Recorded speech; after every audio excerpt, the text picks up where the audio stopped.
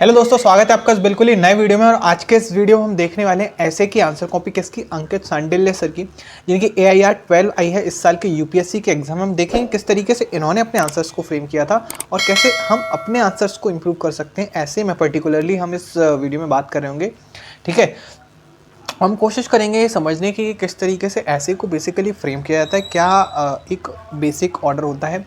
ठीक है, अच्छा, इसमें जब स्टार्ट करने से पहले मैं आपको कुछ बेसिक चीज़ें बता देता हूँ। ठीक है, ये अंकित शांडिल्य सर की कॉपी है। अब देखिए, ये इंग्लिश मीडियम से इन्होंने दिया था, लेकिन एक चीज़ है, आप इसको ओरिजिनल कॉपी समझने की कोशिश मत कीजिएगा, है ना, गलती मत कीजिएगा, क्योंकि ये टेस्ट कॉपी है जो कि अनिकेत सर ने दी थी विजन IAS पे। ये वो ओरिजिनल कॉपी नहीं है जो यूपीएससी में दी थी, लेकिन इसमें जो आंसर्स हैं वो हमारी काफ़ी ज़्यादा हेल्प कर सकते हैं। कैसे? क्योंकि ये जो कॉपीज़ हैं इनमें आंसर्स उन्होंने तब लिखे होंगे जब मेंस देने वाली होंगी, मतलब मेंस के पहले। ठीक है, तो इसलिए काफ़ी ज़्यादा हेल्पफुल हो जाती है ना। और अब वीडियो को करते हैं start without not waiting further. ठीक है, ओके।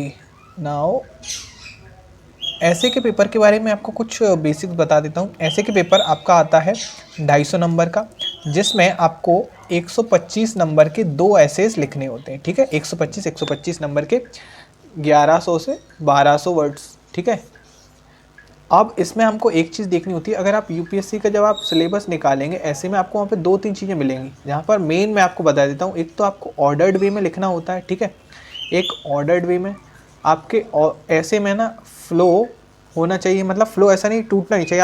आप कुछ और लिख रहे हैं, उसके बाद आप कहीं से और से स्टार्ट कर दिया। ठीक है, और you should be keep yourself close to the topic. ठीक है, मतलब टॉपिक जो भी है ऐसे का, उसके क्लोज रहना। ऐसा नहीं आप कुछ भी इररेलेवेंट लिख रहे हैं जो कि उससे कोई रिलेशन ही नहीं है। ठीक है, इसलिए आपको यहाँ पे लिखना है। और वहाँ पर एक और लाइन लिखी होगी कि क्रेडिट्स, लास्ट जो लाइन होगी ऐसे का, अगर आप पेपर देखें यूपीएससी के ऑफिशियल, उसमें credits will be given for effective expression,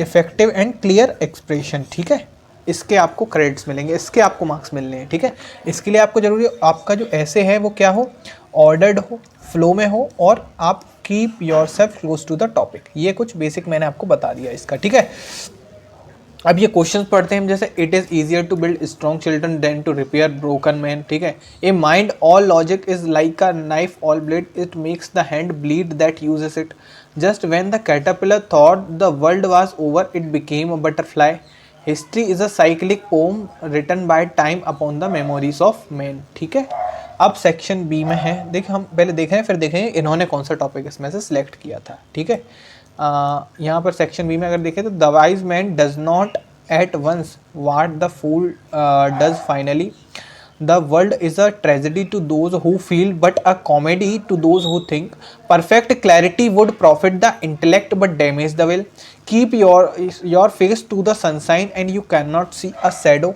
okay, अब देखो यहाँ पर इन्होंने कौन सा स्टार्ट किया, सेक्शन बी में से इन्होंने स्टार्ट किया है history is a cyclic poem written by time upon the memories of man. Okay, देखो, history is cyclic poem written by time upon the memories of man. अब ऐसे के आपको स्टार्ट करने में आपको देखो, आप पहला जो पैराग्राफ होता है, इंट्रोडक्टरी पैराग्राफ हम ले सकते हैं। इसको अपन स्टार्ट करते हैं किसी स्टोरीज के थ्रू, किसी फैक्ट के थ्रू, या फिर सिंपली जो टॉपिक है उसको समझाने का। ठीक है, आपको एक पेज के अंदर इस टॉपिक को समझाना होता है, 1 से 1.5 पेज के अंदर रफली लेके चलिए। अब जैसे यहाँ पर देखो, the eternal history of the cosmos began some 13.8 billion years ago with the Big Bang, the primordial historical event. Thereafter, galaxies, stars, and planets came into existence. Our Earth exists itself is 4.5 billion years old, but it is the evolution of our species and the utilization of our intellectual faculties that really gave a formidable meaning to the history of existence and of being both animate and inanimate.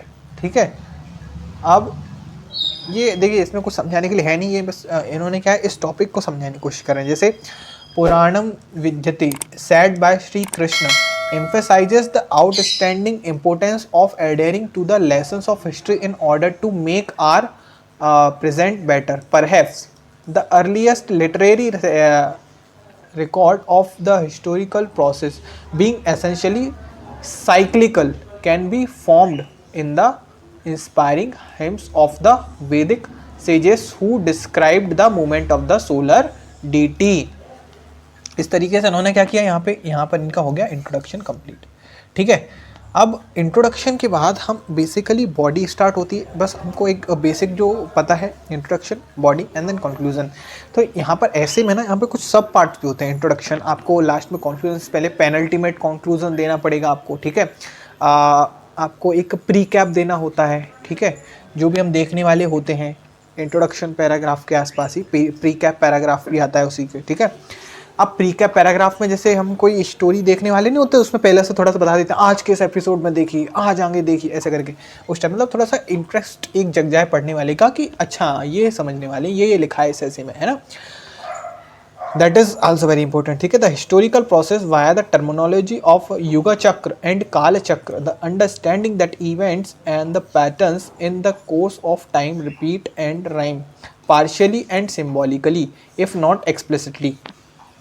Ancient civilization of the Greek, Romans, Egyptians, Mesopotamians, and climate held it the cyclical nature of time as a sublime truth of existence and realized the unfolding of history in this process. However, with the advent of the industrial era, the values of enlightenment and the subsequent rationalisation and advocation, ये बस history बता रहा है, उसको थोड़ा सा structured way में, flow में आपको दिख रहा हो क्या शानदार फ्लो है। देखो हमने कहाँ से स्टार्ट किया, 13.7 बिलियन ईयर्स एगो से, जहाँ से अपना बिग बैंग का इवेंट हो, जो कि हम कहाँ पढ़ते हैं, ज्योग्राफी में। That we do not study in our basic history, that is geographical history of earth. ठीक है, from where the earth gods, from this all of this planets and stars originated, है ना। बिग बैंग थ्योरी तो आप NCERT अगर आप पढ़ते हैं ना, NCERT fundamentals of physical geography 11th class की जो एनसीईआरटी, उसमें पहले ही पेज पे यही चीज़ समझाई गई है। ठीक है, big bang theory and nebular hypothesis वगैरह वगैरह। ठीक है, और विद द एडवेंट ऑफ इस तरीके से यहाँ पे समझाया गया है। अब देखो history, the tale that rhymes, अब ये हमने क्या मन से लिया, ना ना ना, द टेल दैट राइम्स। अब हम क्वेश्चन एक बार पढ़ते हैं दोबारा से, तब आपको ये चीज़ समझ में आएगी। देखना क्वेश्चन मैं आपको एक बार दोबारा दिखाना चाहता हूँ। वेयर इज क्वेश्चन, ये रहा। Written by poem written by time upon the memories of man, इसलिए। ठीक है, हमने ये वाली हेडिंग बनाई है, दैट राइम्स। देखना अब यहाँ पे देखो क्या है heading, history the tale that rhymes, है ना। अब देखो इसको स्टार्ट करते हैं, ये वाली हेडिंग है। अब देखो, awaken to the faint music of the nightingale from a bygone era, the cyclicity of history is exemplified by the reflection of past events in the contemporary society. More than 2300 summers ago, when a foreign power in the form of Greeks were retentially knocking on the India's north west frontiers, इस तरीके से हमको इसको करना है। ठीक है, ऐसे ही हमको आगे करके हम पढ़ लेंगे इसको। अगर आपको वीडियो पसंद आया हो तो चैनल को सब्सक्राइब और वीडियो को लाइक जरूर से कीजिएगा। ऐसे ही और वीडियोस देखने के लिए मिलते हैं अगले वीडियो में।